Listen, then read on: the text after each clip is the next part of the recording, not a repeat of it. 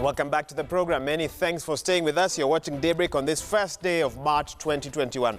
And remember, you can weigh in on all the conversations we'll be having today. 22422 is the SMS line, and the hashtag is Daybreak. Now, what a week last week was. If a day is a long time in politics, last week must have been like a decade. Remember Super Tuesday? That happened last week. And then remember that what people are now calling State House Super Alliance. That also happened last week. So much. County assemblies also, a majority of them passing the BBI bill. Now it's up to the Senate and the National Assembly, but a referendum more than likely, depending on what happens in the courts. There's so much to talk about. And joining me for that discussion, we have here with me in studio, we have Honorable Anthony Oluoch, MP for Mathare. Thanks for making time for us. Thank you. We also have Honorable Dan Manzo, MP Makueni. Thank you as well.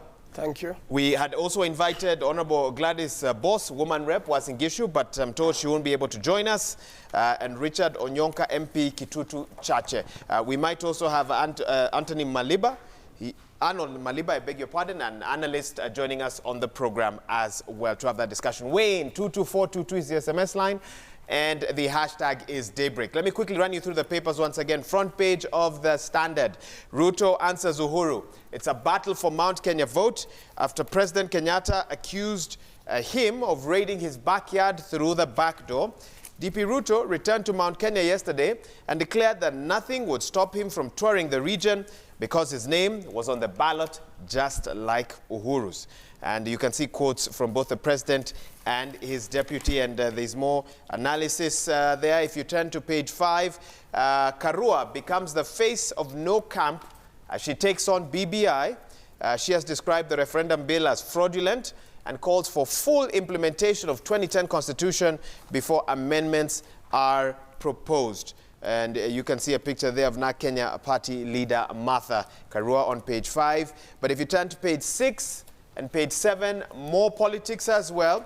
Raila begins Coast Counties tour as key allies pull apart. Do not entertain divisive talk is Musalia's quote on page 6 and 7. While Gideon Moi now warns Baringo residents of toxic leaders. Now, I must say, looking at some of those pictures, that if social distancing is still in place, not much of it was seen this weekend in rallies across the country. And that's something I'd be keen to hear from my guests on, because it seems that in each rally, hundreds of Kenyans, if not thousands, gathered.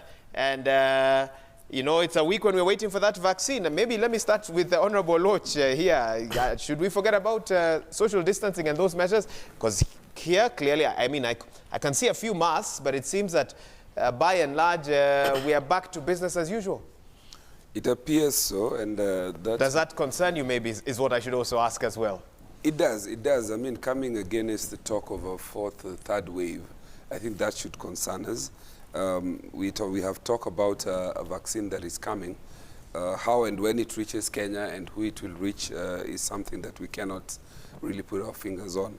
So I think it's a point of concern, and Kenyans really should take the issue of masks seriously. I don't know about social distancing in this political phase, but at the very least, we need to be able to mask up. Okay. What point of responsibility should our political leaders have at this time across the board? They do have a sense of responsibility. Starting with yourself. And, yes, starting with myself. I try to keep my activities at the minimum, and if I do, perhaps church visits like yesterday in Mathare Mlango Kubwa, I do keep social distance. I think we use masks, we use sanitizers, but I think it's my duty, at least in my constituency, for the time being to limit political activity and to limit political contact. At the national level, I don't know how practical that is, given that we have a referendum phrase that is coming. But you remember what happens in the US. There were two leaders. One who decided that, we are going to observe social distancing and would speak to people from a distance in their cars, masking up. And one who literally poured cold water on the question of the virus and decided that, guys would just do what they want.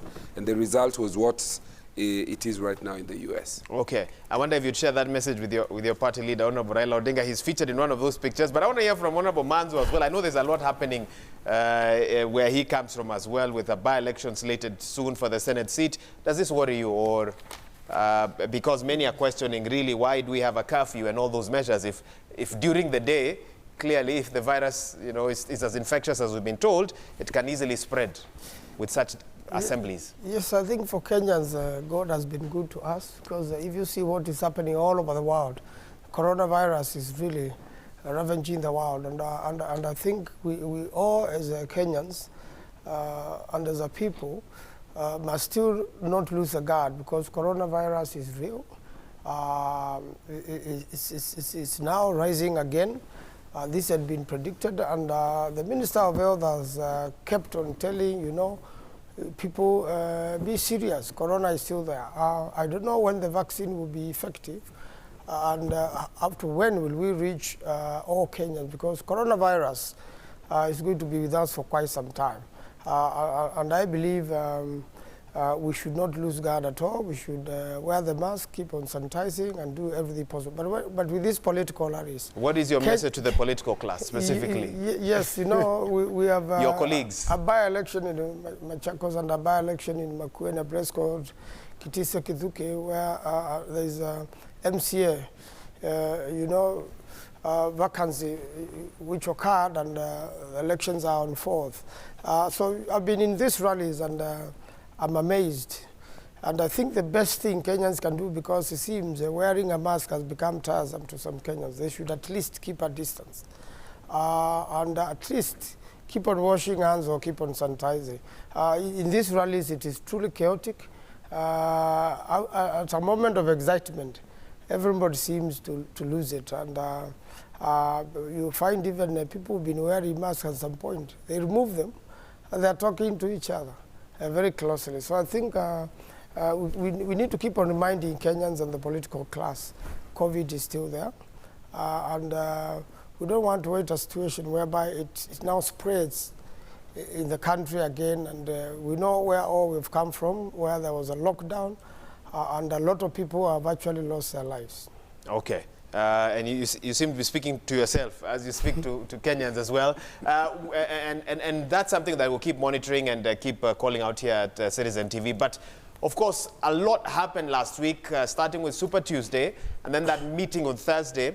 Some are calling it State House Super Alliance. And just to refresh your memory, here is what Baringo Senator Gideon Moi had to say about that. He actually spoke on behalf of those who are gathered at State House on Thursday, and this is what he had to say about the reason for that meeting. Embark on the next stage in realizing the First Amendment, we urge all Kenyans to build on our renewed unity and greater political consensus for the enduring benefit of the nation we all hold dear. They say the devil is in the details. It's not always about what was said, but how it was said, when it was said, who said it as well, and the optics of the reading of that speech. And that's what I want to hear from my guests here about. Let me start with the Honorable Oluoch. Politics is about optics. What message was being conveyed to Kenyans on Thursday? What's your reading of that? Well, I think if I was reading it from the outside, I would perhaps pick two issues. One is the choice of people who came there, and somebody would probably be saying that, is this the BBI team in the offing, and maybe the answer is yes. You may have questions about the team, because the week before, I think there were back and forth exchanges about the former allies within the NASA coalition. But I think the message that the president seems to be saying is that in spite of what is going on in the background, we all support BBI. We all have a referendum and a message to pass on to the Kenyans. And I've picked up the issue of unity, which Gideon seems to be saying on behalf of all the 5 of them, that we must build on this unity. And that has been the key message behind the handshake, and then the BBI, the question of inclusivity, and all the gains that come with it. I think one of the messages that must come out of there, that this team will be the top team pushing the BBI. I think that's one of the optics that comes out of there. The other optic would be why Gideon, and I think maybe they cast ballots, I don't know, or maybe he volunteered, or maybe they chose what they thought was the youngest. I don't know if between Weta and Gideon, who is the youngest there. Maybe my friend Mans will be able to tell us. But that would be curious. Perhaps there's no reason at all. But like you say, optics are very important, and people will probably be thinking, are they suggesting here? Because there are those who've said that, out of this BBI thing will come out an alliance, and who's going to be the head, and tongues are bound to wag. But I don't think we should read much out of it. I think they just decided, let's pick one of us, and maybe somebody volunteered. So you genuinely believe that after the referendum, should there be a referendum, that this group will just go back to their regular political groupings and life will carry on as normal? You don't see this being the setting up of momentum for something post-referendum? I mean, if you look at it historically, we must follow precedent. Out of the previous referendums, we've had some kind of coalition building, and people who went on one side of the divide probably ended up in government. People who are on the opposite side probably ended up in government. But also the reverse may be the case. You see the people who are in that referendum, Uhuru and Ruto, both were in separate camps and eventually ended up on the same camp. So you must not rule out that out of this referendum, it's possible that they could be a team. It's very possible that opponents or opposing people in the BBI could also be a team. But thinking for myself, I suspect that a good part of that team will form the next government. Honorable Manzo, what's your take on from Super Tuesday to a possible super alliance? Yes, first of all, the photograph is State House. All those are party leaders. Okay. Each one of them is... and we actually do have some of those pictures. We can play some of those pictures from State House, yes? It's actually the party leaders.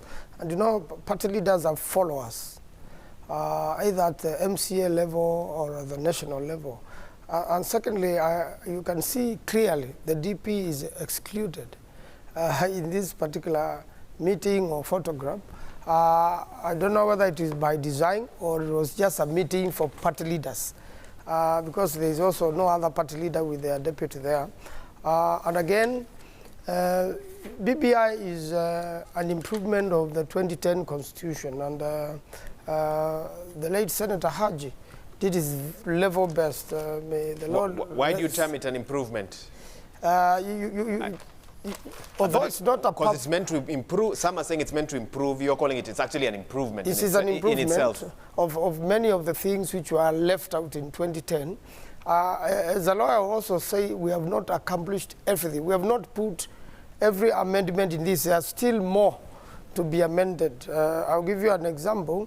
For example, in the referendum bill and under our current constitution, the mandate of the Supreme Court deals with the presidential election only. Now, in a referendum election, wherever there is a question or somebody is not satisfied with how a referendum was conducted, you would imagine it at the same level of magnitude as a presidential election. But you can see in this BBI we have not included that. That's something which could be considered in future. There are so many other little things like that which make a huge difference. But if you see what has been proposed, and I really would urge the country to read this proposal, and also the government to print enough copies so that each Kenyan can read for themselves, you'll certainly pick that there are many, many improvements of the 2010. Whatever we left out in 2010, remember there was a 20% with issues in the 2010 constitution. So you find this is an improvement, and it be an improvement. All these leaders have come together to support it so that we have a better constitution, so that we are not going to fight after an election. Because your current structure of government, you know, how you select the ministers, a lot of ministers have not been elected. You know, if you've been elected and you are in parliament, you are accountable to the people. We have tried one where you hire experts, but now we have come up with a mixed grill where you can have experts, like in the case of Tanzania or Ghana, in cabinet, and also people who have been elected by the people and are accountable by the people. So I think there's a very, very big improvement. Primarily, how do you see BBI curing the 5-year challenge that Kenya faces with divisive elections? What do you see in BBI that you say will definitely be a panacea to that challenge? You see, what has been happening is out of an election, like the current structure, the winner takes it all. But under BBI, you'll have a leader of opposition who is inside parliament or who can lead from parliament. Now we have leaders of opposition leading out of parliament. And you know, opposition has to be on the floor of the house, so that when you are opposed to something, when you are opposed to a bill, when you are opposed to a law or a policy, that is led from the house. In 2003, the winner took it all and there was no violence, there was no dispute. What is it about the winner takes it all that is such an issue? Or is the issue about how the winner got to that point? Is the issue about the believability of the electoral process? I think so, because in 2003, the formation of that particular government was very popular with the people immediately. But a few years later, opposition and the cracks emerged from that particular government. And you know that is what happened in the first referendum of 2005. Even Raila Odinga and Kalonzo Musyoka and another team, all those ministers were actually sacked. So we need to find a cure of that. Despite a very good start in 2003, in 2 years there were betrayals from a very high point in the way cabinet was appointed and some of the expectations like premiership then, but it wasn't in the constitution. When there was a coalition in 2007, 2008, there was premiership. But now we have recognized a prime minister in the constitution. It's one of the uniting factors. And Honorable Aloch, I want to get your thoughts on this, because we'll keep talking about, we have an election looming next year, and you know, one would expect that whatever amendments the BBI is proposing are amendments that would work both next year, 2027, and in subsequent years to come. And there's an analyst who opined that one of the challenges is that the solution that BBI proposes on the need to avoid future electoral violence is not one of curtailing opportunities for election theft. That BBI doesn't yet tell us what we're going to do about election theft, but rather dilutes the effect of the voter's choice. So that at the end of the day, enough voters are happy that their man or woman is in a seat of power and thus have less reason to go to the streets. And yet the fundamental issue is election theft, which as a country we still haven't really grappled with. What do you say to those who are still concerned that yes, BBI has good things, but the issue of election theft, which has plagued us for what, the last 3 or 4 elections, is still the elephant in the room and might be the elephant in the room in subsequent elections? Yeah, you know, I sit in both Justice and Legal Affairs Committee as well as the Constitution Implementation Oversight Committee. And one of the things that we have before us as a number of laws that need to be put into place in order to give effect or breathe life to the BBI. There has been a focus, of course, for obvious reasons, and the media has been part of this, to give focus on the positions being created on the change of executive and then the conduct of the elections. We have a number of laws that we are going to consider, and the election laws, and specifically the questions as to sealing the loopholes of election theft, election misconduct, and the general management of the election itself. Remember, one of the key pillars of the handshake leading into BBI was the question of divisive election.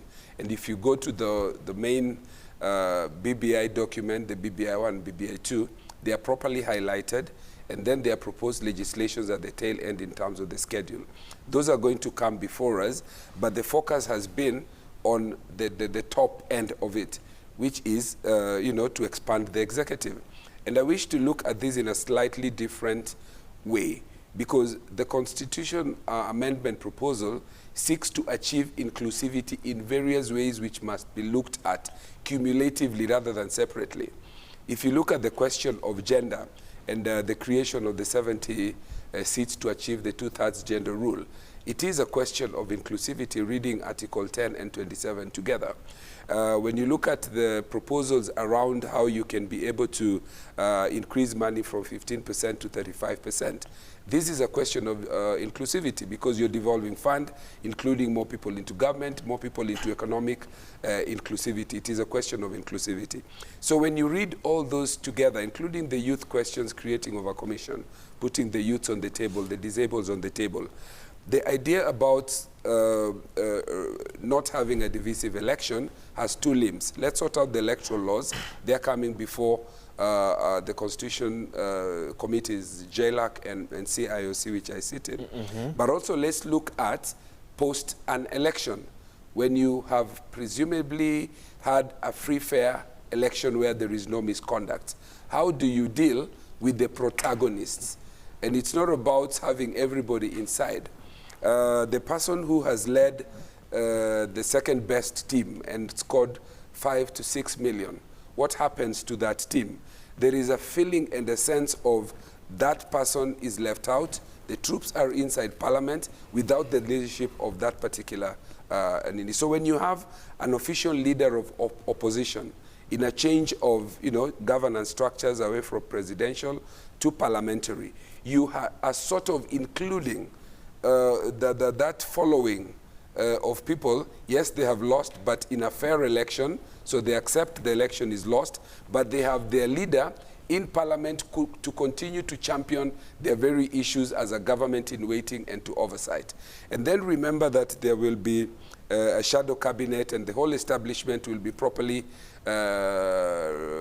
anchored into law and structures put into place. So I look at all these, including the position of a prime minister. I know there's been argument that what if the ruling party, and that's entirely possible, what if the ruling party has all those? And that's really contemplated, that the ruling party gets the presidency, the deputy, the prime minister, and all those. That's entirely possible.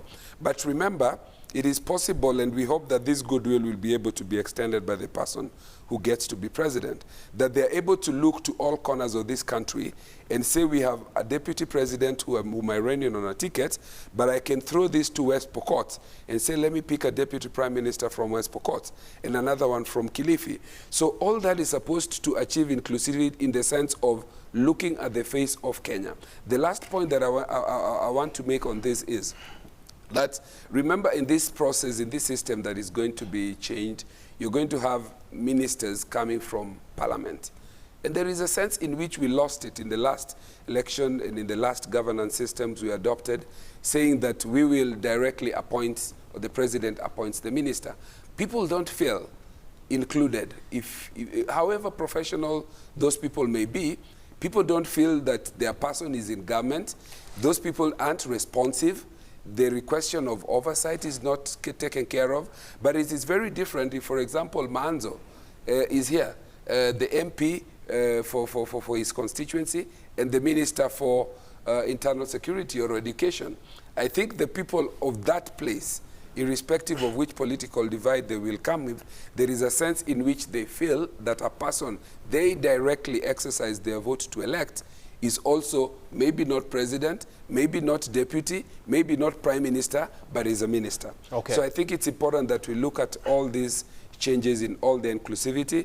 But to answer your question, will this address the question of election violence and election malconduct? You must look at it wholesomely. It is the conduct of the election, and it is how you manage the election in the structure of government after the elections. Okay, yes. I want to interrogate that further, but let me also bring in an analyst who's joining us virtually, Andol Maliba. Thanks for making time for us, and we hope you've been able to follow the conversation. Let me begin by getting your reaction to the events of last week, from that Super Tuesday to that Super Alliance, or some are calling it Super Alliance, State House Super Alliance that we saw on Thursday at State House. So let me get your thoughts on that and how it's informed the politics that we've seen over the weekend and what we can expect this week.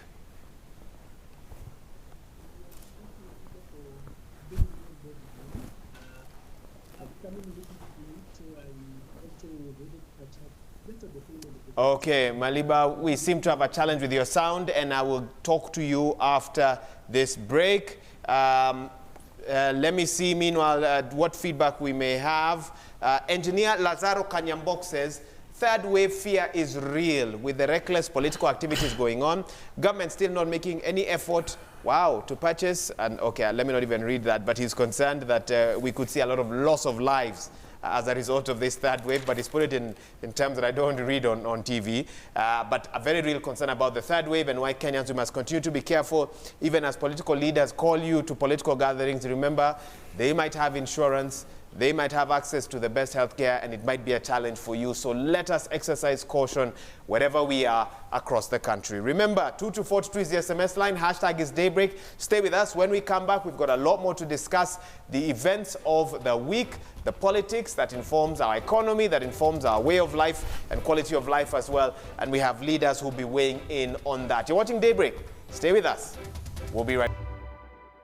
All right, as I've been saying since the start of the program, a week is a long time in a day rather is a long time in politics, and last week was like a decade. So much happened, from Super Tuesday to the gathering of what some are calling a Super Alliance at State House.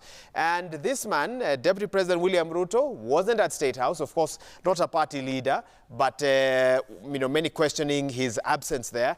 And he had a few things to say over the weekend on the same, and this is what he had to say.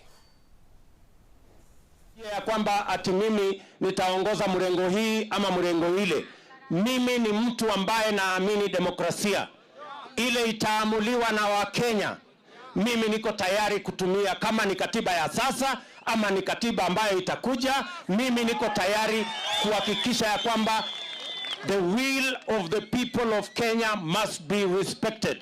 The writing of a constitution must be devoid of threats, of blackmail, of intimidation, because it is not just a solemn document, it is a sacred duty of every Kenyan to participate in this exercise, and everybody, irrespective of who they are, they must be listened to, because this is their country, this is their document, and Kenya is a democratic country.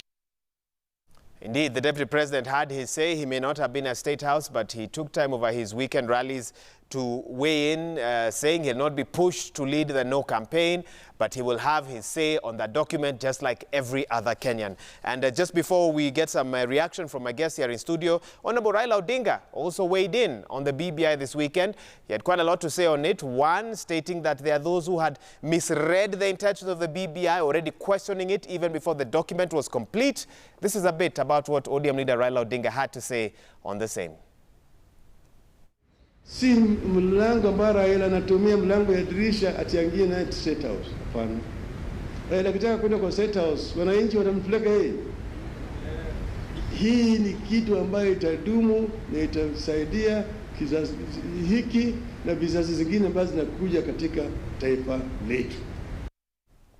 All right, so BBI was not a tool for him to enter State House through the back door, was the key message there that Honorable Raila Odinga was sending. And he was saying there are those who misinterpreted the intentions of the BBI as that. And he says, no, the BBI has very different intentions for Kenyans. Honorable Loach, briefly, before I get Honorable Manzo in on this, how are things now going to play out? You've seen the drawing of battle lines. We saw the meeting at State House. We've seen what others are saying as well. What do we expect to see over the next coming days? And what do you expect as the way forward, maybe for those who support Tanga Tanga, maybe for those who are with Linda Katiba? Because we already see those who are sort of pro-Super Alliance. They're already out there saying, vote for the BBI.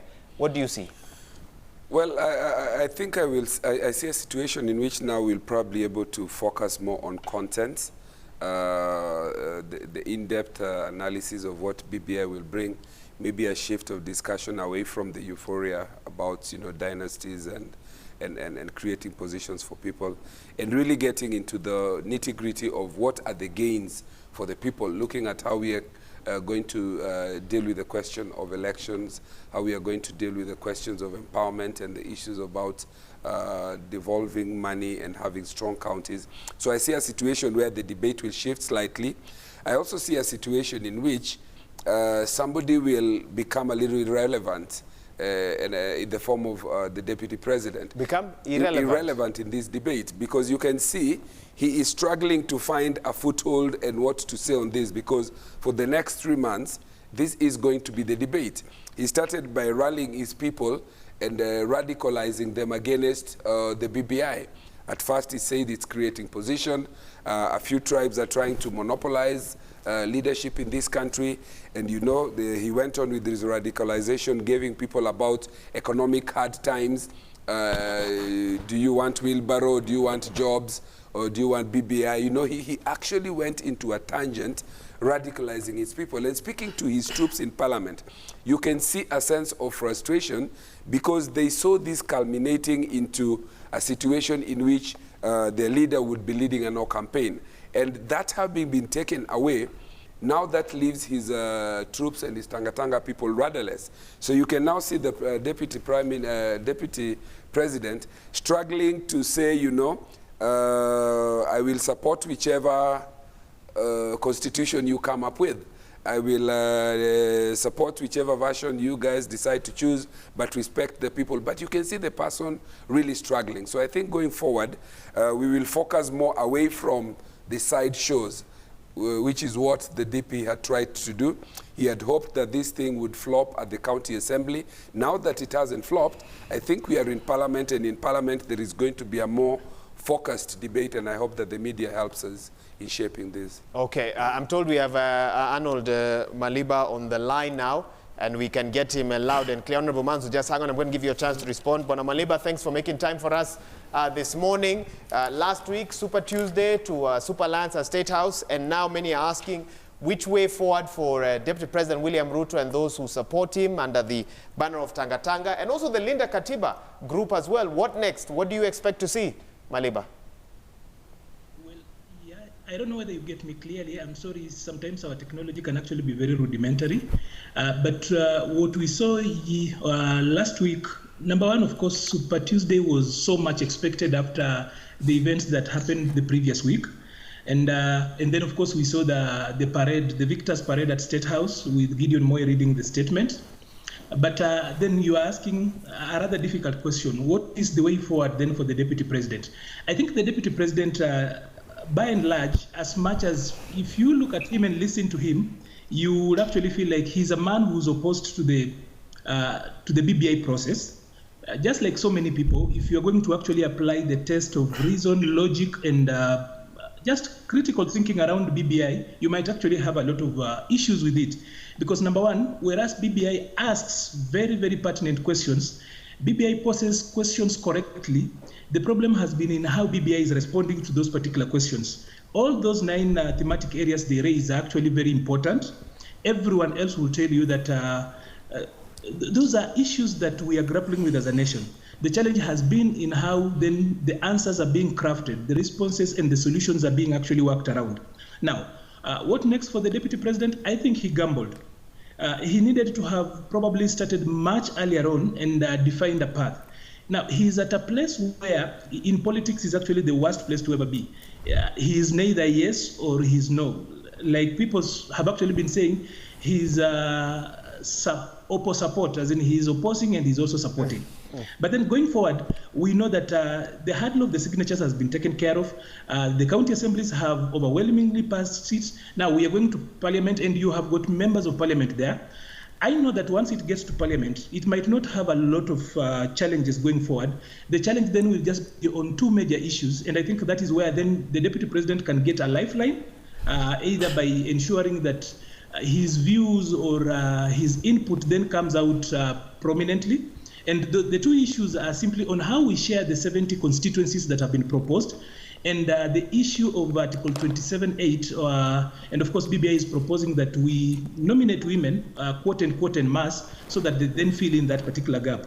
Those are the 2 issues that are going to define BBI going forward, because the rest of the issues in BBI do not have a problem as much, as in we are beyond the question, we are now beyond the point of asking if BBI is going anywhere. Already that train has hurtled off the station, and the few who can catch up and try to correct course are the only people who are going to count. Linda Katiba, I am not so sure they are up to the task, for the obvious reason that they have not prominently come up and pursued this particular goal.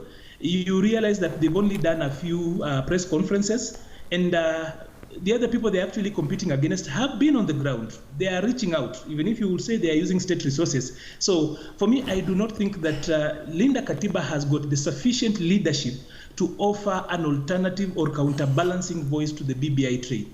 So like I said, I think the definition of BBI and where we are headed is going to be defined, at least in the next phase. Two issues are going to be critical, and they are going to then dominate the headlines and the conversations. The 70 constituencies and how they are distributed, and if we will be nominating the women to actually take care of Article 27 and the 2/3 principal issue. Okay, thanks so much, Bwana Maliba, for weighing in this morning. Let me now allow Honorable Manzo to give us his take. Which way for, obviously, the different political formation that we have in the country today. Let me give you a chance to respond to this thread. Yes, the most unfortunate thing about the making of a constitution or amending is that the current process in the current constitution is such that once the team, which was the experts team, which was making this from the BBI team also, once the document is ready and once it goes to the counties, you see it was not opened up. It was either yes or no at the county level. And though public participation was done with the people, the counties can only be guided by what their constituents say. So if the counties are guided by the people that it is a yes, then they proceed. And now, when it comes to Parliament, there's nothing we're going to amend. When it goes to Senate, there's nothing going to be amended. And after that point, it's going to the people. The question is, a referendum is an election. So there's not sufficient law on that. And this is the time, actually, as a House, we are making the referendum law. It's going to third reading, and this is the time Kenyans should be awake to make proposals through their members of Parliament so that when we are making a referendum law, we make a law which will serve this country for a long time and in a good way. So when you look at that process as it is now, the train has already left. The people will make a decision. And the making or amending a constitution is a political decision by the people. So that it is clear from the way things are going now that the BBI amendments will go through. And we're going to have to amend our constitution after 10 years or so, or be served by what we have. And what Kenyans expected. You say the amendments will go through before even an election. That's how, before a referendum. That's how confident you are? I'm saying now, if you are to do rating of the support of BBI across the country, it's clear Kenyans have high chances that they are going to vote for the amendments of the Constitution. You're basing this off what? The fact it passed through most county assemblies? Is yes, that? I mean the percentage in the county assemblies. You see, if we barely made 24, there will be doubts. But it is almost 100%. What do you say to those who question the motivation of MCAs, that some may have been motivated by external factors beyond the contents of the document? I don't think the offer of 2 million shillings would make any changes. First of all, I doubt whether the MCAs will ever get that money because it has a process. It has to go through SRC, and most of them anyway had already taken those loans and already have those vehicles. Is what they are moving on. So I don't think you would have said that offer. It's a good offer, and most probably you don't make a law for yourself. It will be for another assembly. Because in one way or another, members of county assemblies must be facilitated to move around their constituencies. In fact, it's a shared cost. It should be 100% government cost because this is a state officer. Just like a member of parliament is shared. The member of parliament contributes, the government contributes. So I don't think that was really the motivation. Kenyans have overwhelmingly, through the assemblies, already endorsed the document. And the parliament is going to have not much choice because you cannot amend it as the law is for now. Senate cannot amend it. You can only take it to the people. So I believe the people will vote for BBI and there are going to be changes. The issue is, have we solved all the problems we've been suffering from in the past, the chaos after election, which are very expensive for our country. Lives are lost and things like that. And I think it is more of the culture the country adapts. I think as a country, we have to adapt a culture of knowing that it is only 5 years, an election has happened, and the country has to move on in one way or another. I think we need to create that culture If Deputy President Ruto now loses the coming election, he should accept and wait for 5 years. If any other person loses that election, I think we should have a way of agreeing, just like the way Honorable Raila Odinga and His Excellency President Uhuru agreed and started the BBI process, did a handshake. That settled the country. You would imagine if we went with the same gear before the handshake, what sort of country we would be having today with corona as a challenge and lockouts all over the country. So I believe we need to, all of us need to own the state.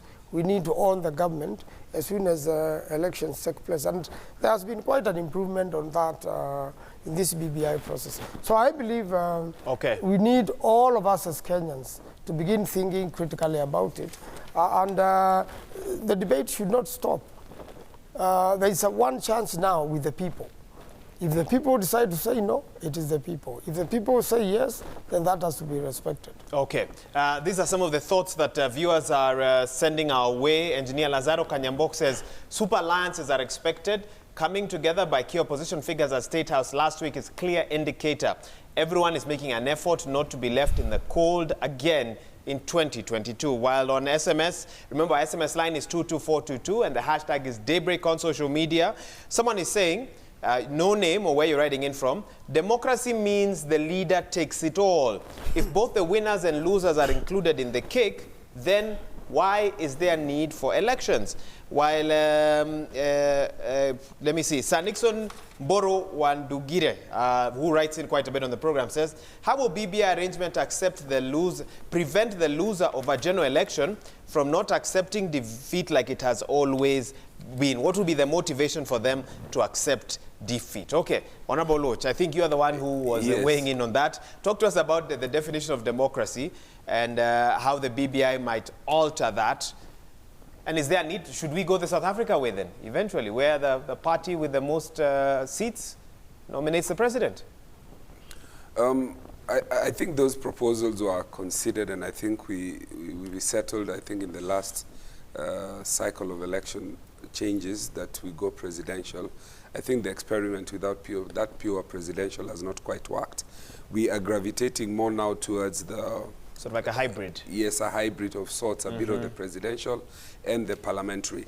Now, I have not said myself, and I don't think anybody of the BBI document is saying that the person who wins plus the person who loses should all be in government. I don't think that's what we're saying. I think what we are saying is have a situation in which the playing field is right, the election is fair, because if you look at the reason for elections not being accepted is that, one, the referee wasn't playing his role right, the rules weren't properly applied, and therefore the person who thought they won wasn't declared the winner. So can we first fix that so that it becomes impossible for person A to say that I didn't lose? Trump tried to do that. The election system was so airtight and with all its weaknesses, it was not possible for him to sustain that argument.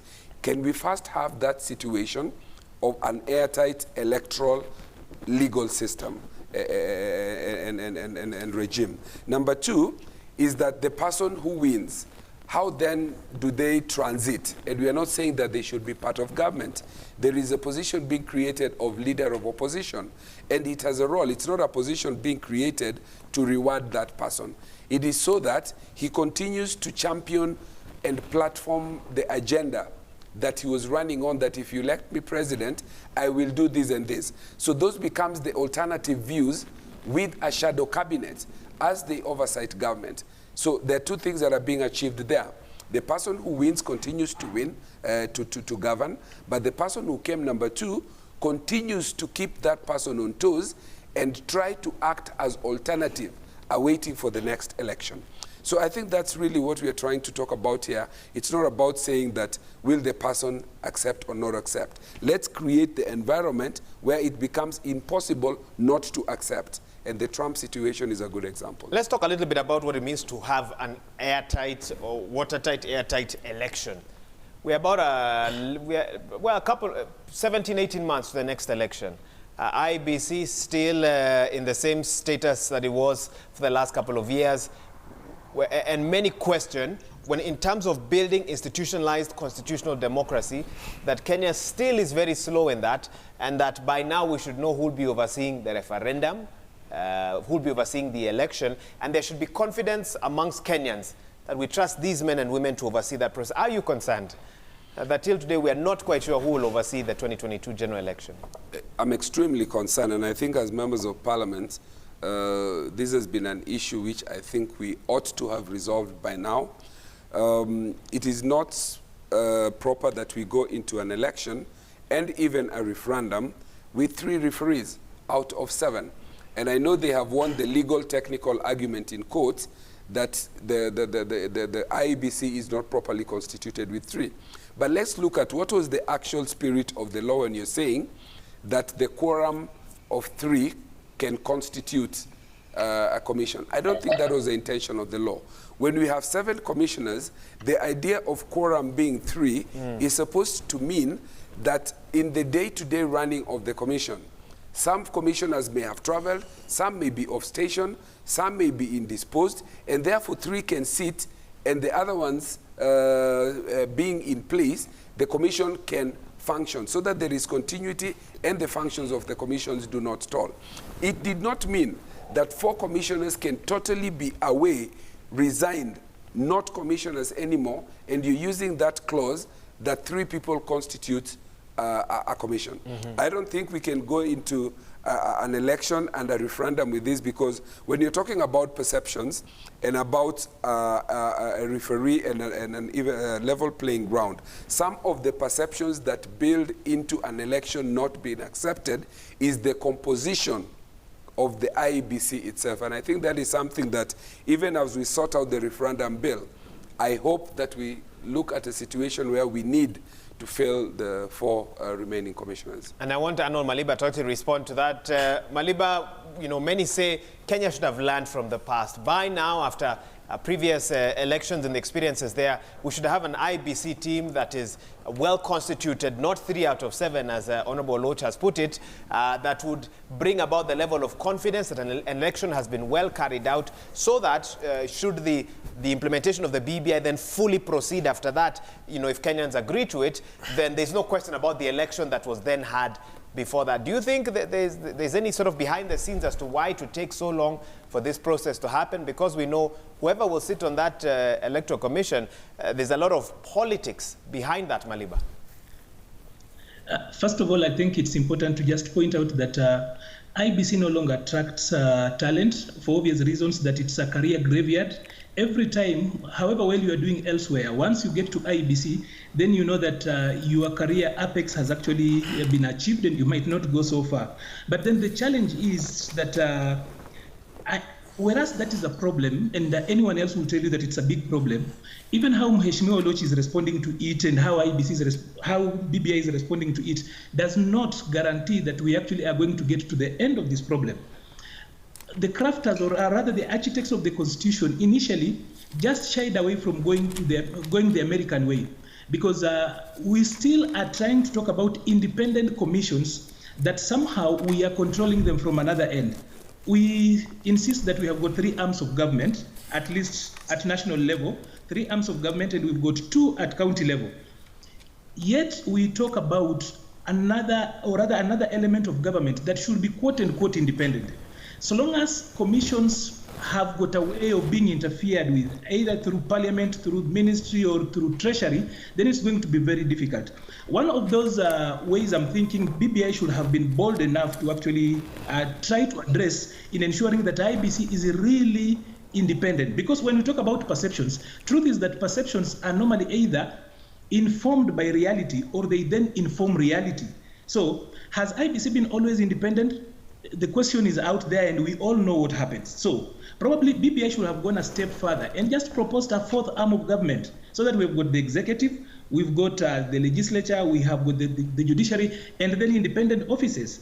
Otherwise, as it is being proposed in BBI about taking care of the issue of the winner take it all, still it doesn't address it, because there is no guarantee that even if we have got 5 people from 5 communities, and literally, this is where then this conversation goes down, because out of about 54 communities in Kenya, 10 of them form 89% of the population. So we are not going to be in a position where we bring in all the other communities to feel ably represented.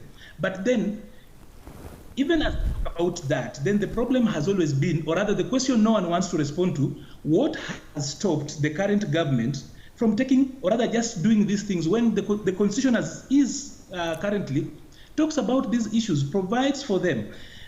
When you look at talking about the winner take it all, you look at how then, let's talk about people feeling represented. Not just about at the end of the ballot, because there's going to be a winner and a loser, but then how then do you constitute government? You look at government and how they are being constituted. You look at how gazette notices look like, how people are sitting on boards, how then we bring people, and we're not just talking about inclusivity on the ethnic front, even gender. There's nothing that stops the current government by ensuring, just to ensure that we have got Article 2.7 actually is achieved, even if Parliament has failed, 27.8 is achieved, even if Parliament has failed to take care of the parliamentary front. So even as we argue about the 2/3 principle, and we put it roundly around representation in Parliament, we're also forgetting that there are other spheres and other spaces that then do not need us to actually, like, for example, go further and legislate. So one of those things I have had a problem with is that, like I said earlier on when I started, BBI poses very important questions. Those questions are very important and critical. But how BBI is responding to those questions is where the problem is. Because literally the answers that are being given, or rather the responses and the solutions being given, are really not convincing. They really don't go out to take care of the root problem. Like, for example, by just changing things the way they are, I do not think that it will really make IBC independent. Already, probably from where we see it, IBC is the only, quote unquote, still the most independent commission. Look at SRC, look at other commissions. We no longer even hear about them. Yet we wanted these commissions to be in place, to be independent and act as an element of checks and balances that we have failed to achieve. Okay. So we get all the questions correct. We ask all the important questions in BBI, but how we respond to it, and that is why for some of us we were thinking probably this process should have been given much more time, made more inclusive, how we go about it.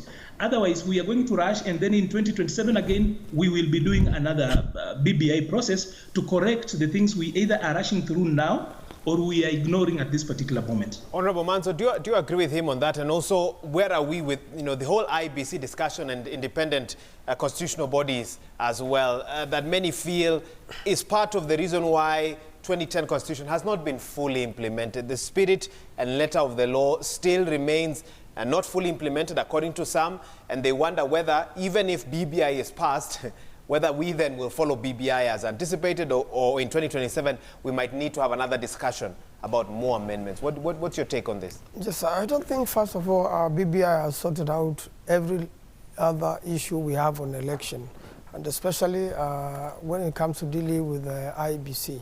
IBC currently have a lot of challenges, but unfortunately, they're the ones running all the by-elections going on. There are quite a number. Every other day we have a by-election in one way or another, although a national election is more challenging. So I think as Parliament we must take up the challenge and ensure that IBC is fully constituted and the law is amended to cater for that, because we cannot go into the referendum and again also go into general election the way we are and the way IBC is currently constituted.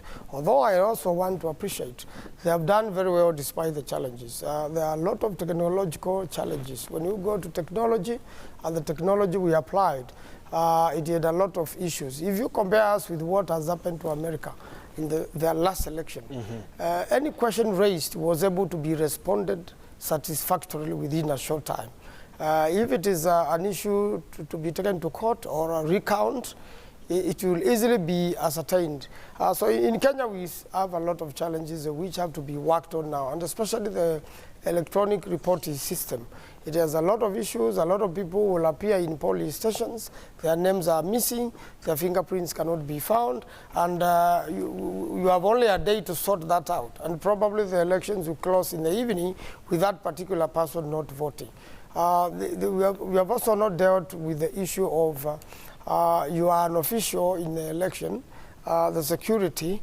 How do you make sure these people also vote and participate? Because there are quite a number, and that can also change an election. So there are many nitty-gritties within the election process and within the structure of IBC, which needs to be worked on. And one of the biggest challenges of IBC, and that's why they may not be fully independent, is the funding.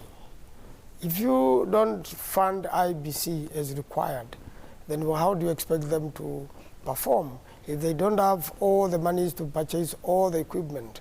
And you remember the corruption which went on there. If they don't have the monies on time, because you may have had the money but too late, and then you put everybody in a panic, in a rush, and then eventually you don't provide the best services to the Kenyans. So I think the question of IBC is ancient and has to be addressed now by Parliament and by the national government. Because you see, whatever happens to IBC has to come from budget. We have to fully budget for whatever changes we need in IBC. And I also think Kenyans also need to support whoever goes into IBC. It should not be politicized, and the commissioners themselves should also go through a process. We usually have a good process of coming up with the commissioners so that everybody and every Kenyan feels, first of all, there's a balance in IBC. It's the face of Kenya. And again, at the same time, we have confidence in the people we have put there. And they're very well structured. Remember, it is not just the 7 commissioners. We have a lot of other employees within IBC which run even up to the constituency levels, and the others are usually hired on the short term so that they can work during that particular elections. And mostly it's usually teachers. Last time we saw hiring of county government officials. And you know they work for a particular government in that county, and you are electing officials in that county. So that is, we must come up with a system so that if you are likely to affect the election or you are a direct beneficiary, then you should not be hired as a clerk or a presiding officer or a deputy of IBC, because there was really a loophole in the last election of that particular one. Okay, and I know we need to take a break, but Honorable Loach, I see you have, I can give you a minute. Yes, on the question of independence of IEBC, you know, I know the independent commissions and the role they were intended to play in the Constitution was really to be away from the 3 arms of governments and the checks that each of those provide. These were meant to be another voice for the people of Kenya outside of the 3 arms. And it is within this context then that you must look at IEBC to safeguard the sovereign power of the people under Article 1. But you know, I entertain this weak feeling that we have overplayed the question of independence. And I actually would like to shift this argument and pose the question, is it really possible to achieve or have the so-called independence of IEBC? I think we need to run away from that notion. I don't think it's possible. I think it is, it would serve us best to look at a professional, well-trained, well-sourced, well-resourced secretariat and a bureaucracy in IEBC that can be the foundation of a properly run election. And then we have commissioners. And it is against this contest that I myself would have preferred the initial arrangement where political parties in the form of IPPG forwarded people who then come to referee. Because I don't think it is possible for us to have independence. The so-called independence is really very dicey and unachievable. People set out to come, say, you know, the nominated from civil society, professionals from this end, on that end, lawyers, we had the ones who came and then they went, and every 5 years we have questions about them. After every 5 years, you have the lowest level of confidence of any commission. Let's invest in a bureaucracy. You have a situation like in the US where the president would call the Secretary of State, who is then the person who runs the elections there, get me 11,000 votes, that's what I need. And they say, no, you need a bureaucracy that is well-trained, well-grounded and well-resourced. And then you have people who just come in to referee in the form of commissioners. Okay, and that's a good point for us to take a break. You're watching Daybreak. Stay with us. When we come back, I'll give each of my panelists a chance to give their final comments on this topic. After the week in politics we had last week, one can only wonder what we can expect in this new week, in a new month. This is the first day of March 2021. You're watching Daybreak live on Citizen TV. Stay with us. We'll be right back.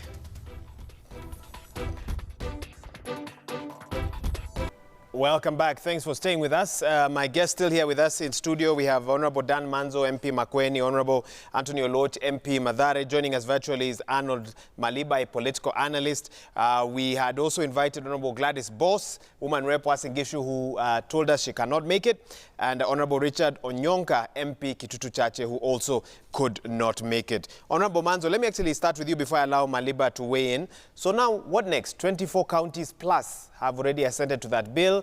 Next step is a National Assembly. What do we expect to see in terms of next steps? Yes, first and foremost, this bill is already published. As Parliament debates it, is also be very important. The bill is already published? It's already published. Okay, to be debated? Yeah, and then it's now been forwarded to the National Assembly and Senate from the clerks of respective counties, the results of the vote there. So the moment it is with the speakers, then it has to be rescheduled in the House business, and I believe this is going to be a fast-forward business. First of all, you can't amend it. You can only go through it, and I think the main purpose now, while we debate this, because our debates are live, is to teach Kenyans who are concerned or want to follow what this is already about. So it's again a yes or no vote in Parliament, and after that, then it goes to referendum. So it can take a short time, it can take a long time. I don't see it taking a very long time because they are just processes within Parliament. It just be processed within Parliament, and because it's an urgent business, I believe it will be handled very quickly. We'll debate it. It's a very strange debate because ordinarily when you do second reading, then you go to third reading where you amend. So this is a bill which doesn't have a third reading and doesn't go to the President for assent, but goes to the people to ratify it. And I believe what is most important now is for as many Kenyans as possible to know what is in this bill.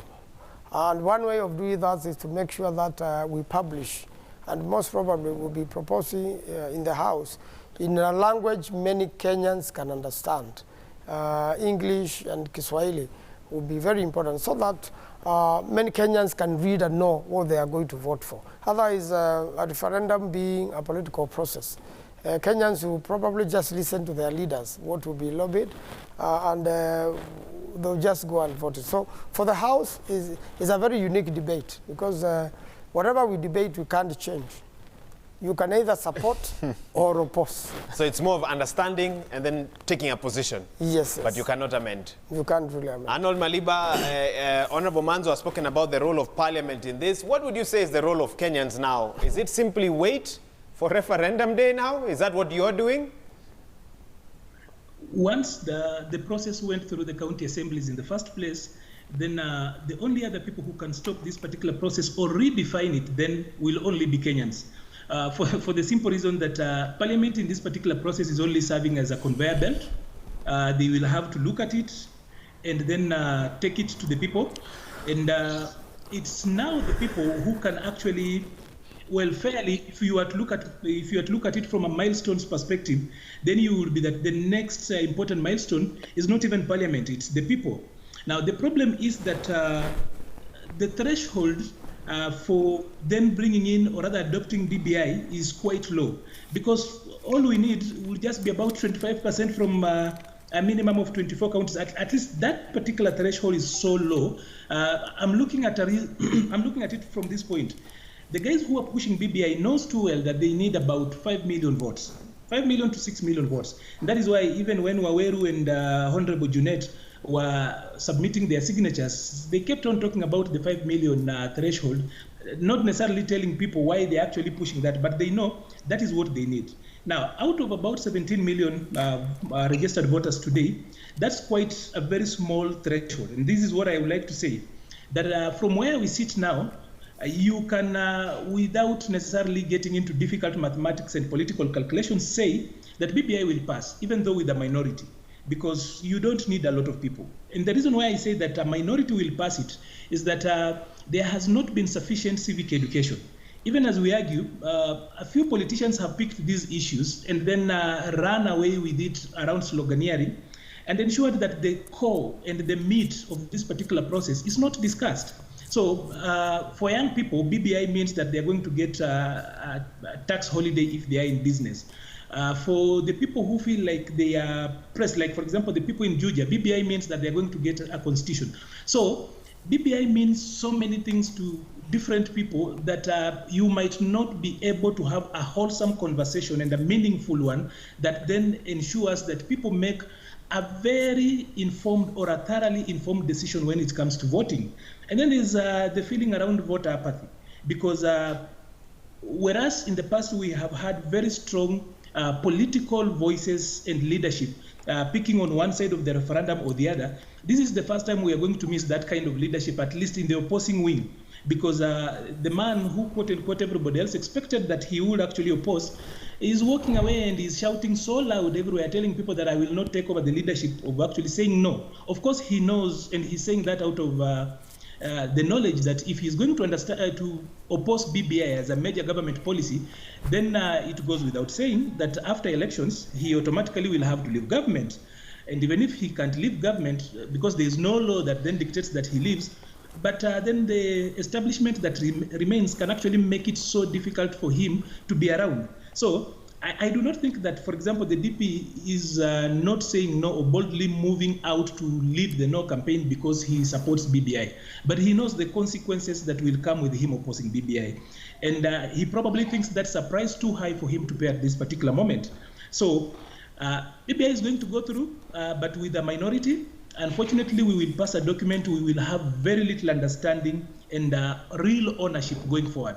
I almost called you Honorable Maliba. Let me retract that. Arnold Maliba, one question before Honorable Luot then responds to that. The 2010 Constitution was one that had been in the works for a long time. A lot of public participation, one can say, went into that. And yet, years after the 2010 Constitution was promulgated, some still reckon we were surprised by the final result. Some say if we had known this is what certain aspects of the 2010 Constitution would bring out, maybe the writers could have amended it before we pass it into law. Is there a danger then, if what you're saying is true, that there hasn't been adequate public participation, that after BBI is passed and we start implementing the laws, we might hear leaders, ordinary Kenyans saying, if we had known, maybe these are issues we would have canvassed a lot earlier? Might there be that situation? First of all, Wahiga, I would like to just point out that you have got learned friends actually with you on the panel today, two of them, and they will actually tell you that this is not the first time we are changing the Constitution 2010, because constitutional review is not just about it. How you review a constitution is much more than just changing it either in the House or rather in Parliament or through a popular initiative. But a constitution changes because the constitution we have today is not the constitution we had in 2010. We have had the Supreme Court pronounce itself on a number of issues. That in itself changes the form and even how we understand the letter and not just the spirit of the written law as it is. So the constitution that we have, this is not the first time we are actually amending this constitution. We've already changed this constitution. We've already amended it. When people went to Supreme Court to seek directions, when the Supreme Court went ahead to pronounce itself on a number of issues, and sometimes we even change a constitution by practice, even though there is the letter and then there's the bit of the spirit. You realize, like, for example, Chapter 6. We killed Chapter 6 very seriously, by way of ensuring that legislation that came out of Parliament didn't just affect what really Chapter 6 was about. So we have got Chapter 6 that is in the Constitution, and in my opinion, I feel it's just decorative. There's not so much value Chapter 6 is doing in our Constitution, because as Chapter 6 was sold to Kenyans in 2009 and 2010, it meant that the threshold of leadership and integrity will be so much high. But then what has happened over time is that Parliament has ensured that it becomes so difficult to implement Chapter 6. The same thing could be said about then the winner take it all and the independence of IBC. You cannot legislate bad manners. A little bit of the challenges we have are purely bad manners, and you are not going to change that by simply putting in the Constitution. Even if you were to change issues around our electoral laws, you actually then need to take a journey and look at our, if you're going to change how IBC works in the Constitution, a few of those elements, you probably need to realize that it is systemic, it's a bigger process to look at IBC. And then you see how the laws, the electoral laws, if you're looking at the Political Parties Act, the Elections Act, financial campaign laws, and all the other maze of laws around the electoral process, you realize that we never follow through those laws. The political party has never been implemented up to date, completely as it were. There are political parties that still bear names that according to the Political Parties Act, they shouldn't have, but they have refused. There are political parties that have refused completely to comply with the laws as established. So the politicians of the day also ensure that the electoral laws in themselves are quite gray so that they can favor them and they can get around. Somehow Parliament is in consensus that when it comes to the political processes, the electoral processes, they do not have clear black and white laws. You look at the Political Parties Act and it has got a lot of gray areas. You look at the Elections Act, the same, the Political Parties Act, the same. We never even follow through the campaign financing laws effectively. These problems will not just end with the Constitution alone. Arnold, we have two parliamentarians in the House. Let me get their response to this. Honorable Lord, Arnold has said a lot. But one thing he said is the 2010 Constitution that Kenyans promulgated has changed in some aspects in terms of its rollout. And many question, is it possible that the BBI that is being sold now to Kenyans could be very different? There's a saying, qua ground, you know, when reality strikes as well. And let me get your response to that. And he's also raised the failings of Parliament in implementing the 2010 Constitution, Chapter 6, etc. Let me give you a chance to respond to that as a legal mind and a parliamentarian. Yes, in terms of implementation, I think there is a gray area there, and I think the biggest voice these out there on let's implement the Constitution has been Martha Karua and a number of people who have said we need to do more of implementation. I occupy the position that implementation is an ongoing process. It can be done as we amend the parts that we think are gray. There is no requirement that because you have not fully implemented, you cannot amend. So that's the position I take on that. There are things that are fundamentally changed, and one of the things that have changed, for example, is how Senate relates to the National Assembly in terms of the bills that must go to the Senate. The Supreme Court has issued a lot of advisories around that. The issues about two-thirds general rule that the Supreme Court has weighed in on that. And I think in terms of court action on Chapter 6, you have seen Mumbingugi and other court decisions that have been made that then have affected how we deal with questions of corruption and governance, at least at the county leadership level.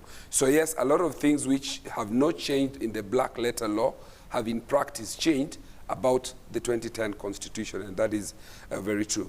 I wanted to respond to an issue I think he raised about the issue of the threshold, and he said that perhaps the threshold of the 1 million vis-a-vis, the 17 million voters is a little low.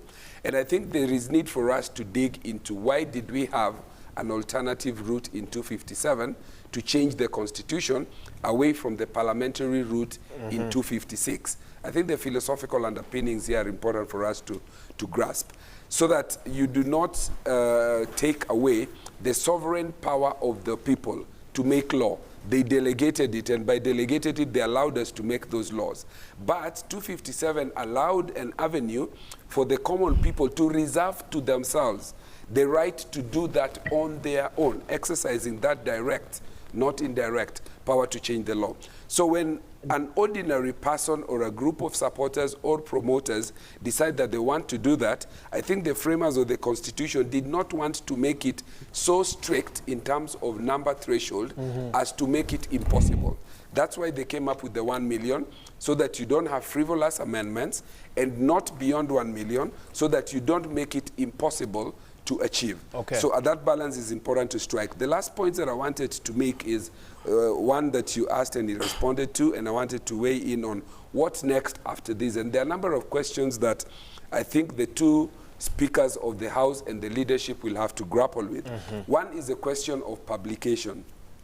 And yes, publish, and not to publish. Those two questions they must answer. One is, why should Parliament publish when it is already published?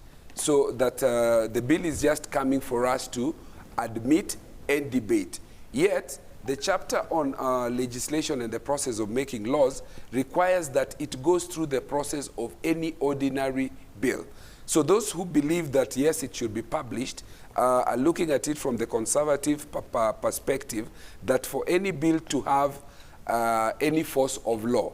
Because remember, under Article 115(7) of the Constitution, the President will have to assent to this bill. The only difference is, when it goes before the President, he will sift it into two. Those that must go to a referendum, and which he will send by way of a memorandum to IEBC, so that they are framed into questions. There are those that do not need to go to a referendum, that the President will sign, and they become law. So I think that question of to publish or not to publish will have to be dealt with. The second question is one of public participation. And Article 118 of the Constitution requires that all bills that come through Parliament, any law that is made, must go through public participation. But then now the dilemma is, public participation to do what? It is intended that views will be made that you can be able to alter, amend, vary, and put into consideration. But Article 257 says that thing is a straight jacket. You pass it or don't pass it. So we will have to decide whether to take it for public participation and to what effect. So I think it will just be an exercise, a legal technical exercise. Okay. And the last point that I wanted to make is the question of what happens after that. I think it's just a question of what time do we begin the process of campaigns leading to the elections itself. Very important questions that you've raised, and I think that's where we're going to leave it. Public participation, might we see Parliament having to do that again, to publish or not to publish as well? Some steps forward and challenges forward after the county assemblies assented to that bill, and now it's up to the National Assembly and Senate to take us forward on this. Thank you so much to each of my guests who've come in to weigh in on this topic. We've had in studio Honorable Dan Manzo, MP Makueni, Honorable Anthony Oluoch, MP Mathare, and joining us virtually has been Arnold Maliba, a political analyst who has now put on his mask. The third. I just wanted to say this because it is my brother's birthday, Raphael. I just want to say a shout out, happy birthday, Raphael, my youngest brother. I did not allow him to do that, but he has done it anyway. Thank you so much, and happy birthday to your brother. We were expecting Honorable Gladys Boss and Honorable Richard Onyonka, but they were not able to make it for the program. Let me finish with one tweet, two tweets actually. Kiprono Kogo says, popularity of BBI cannot be pegged on MCAs. They were enticed to vote for it. Politicians should be ready for a shock come 2022. Outcome of BBI cannot predict 2022 poll. While Spade Chart says, demonizing MCAs isn't fair. Not that they are not listening. They are humans. They can afford to think for themselves. Making them look irresponsible, yet they are the smallest unit of devolution, is asking to lose. That's the feedback that you're giving. The hashtag has been Daybreak, SMS line 22422. Thank you for weighing in on this conversation. We have another conversation like this tomorrow, same time, same place. But tomorrow we'll also talk a bit more about that vaccine, because tomorrow it will be hours before the first 1 million vaccines arrive in the country, and you need to keep it Citizen TV for all those details. Now, when we come back after the break, sports updates. I don't know if they'll be talking vaccines, but they'll definitely be talking results. I've seen Mokami Wambora amongst others here, and stay tuned for that. On the other side of this break, we get sporty on Daybreak. Stay with us.